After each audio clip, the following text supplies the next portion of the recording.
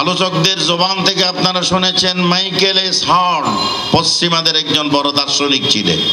তিনি একটি বই লিখেছেন দি 100 নামে, যে 100 জন মনীষীর জীবনী তার বইতে তিনি এনেছেন।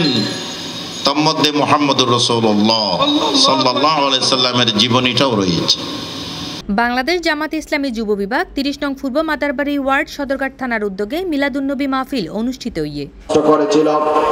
এমন সময় একজন মুসলমান সেপ্টেম্বর 18 তারিখ বৃহস্পতিবার সদরঘাট মেমন হাসপাতালের পাশে এই মিলাদ মাহফিল অনুষ্ঠিত হয়।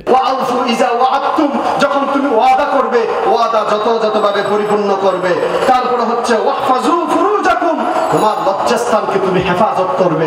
বাংলাদেশ জামাতে ইসলামী 30 নং পূর্ব মাদারবাড়ি ওয়ার্ড যুব বিভাগের সভাপতি মোহাম্মদ ইমরান বিন শওকত ও সাধারণ সম্পাদক ইঞ্জিনিয়ার মোহাম্মদ ইসরাফুল ইসলাম শিবলির যৌথ সঞ্চালনায় এই আয়োজনের সভাপতিত্ব করে বাংলাদেশ জামাতে ইসলামী সদরঘাট থানা 30 নং পূর্ব মাদারবাড়ি ওয়ার্ডের আমির হারুনুর রশিদ দিদার। এ সময় প্রধান অতিথি হিসেবে উপস্থিত আছেন চট্টগ্রাম 11 আসনের বাংলাদেশ জামাতে ইসলামী মনোনীত প্রার্থী মোহাম্মদ শফিউল আলম।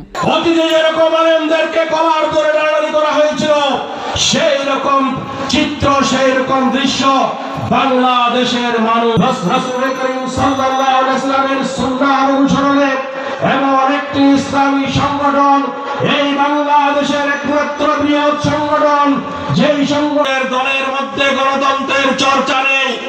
একটি নিছক পদের জন্য যারা চেয়ার মারামারি করে, একজন আরেকজনকে খুন করে ফেলে, তাদের দ্বারা বাংলাদেশে শান্তি প্রতিষ্ঠা সম্ভব নয়। এই মিলাদ মাহফিলত মাঝে আলোচক বৃন্দ হিসেবে উপস্থিত আছেন স্টেশন রোড জামে মসজিদের খতিব আলহাজ মাওলানা মামুনুর রশিদ নুরি, চট্টগ্রাম কলেজিয়েট স্কুলের প্রধান শিক্ষক আলহাজ মাওলানা মোহাম্মদ তজল্লি আজাদ এবং আমিরাবাদ সুফিয়া আলিয়া মাদ্রাসার অধ্যক্ষ মাওলানা মোহাম্মদ শাহাদত হোসাইন। যত জ্ঞানী, যত পণ্ডিত, যত বিজ্ঞানী, যত লেখক,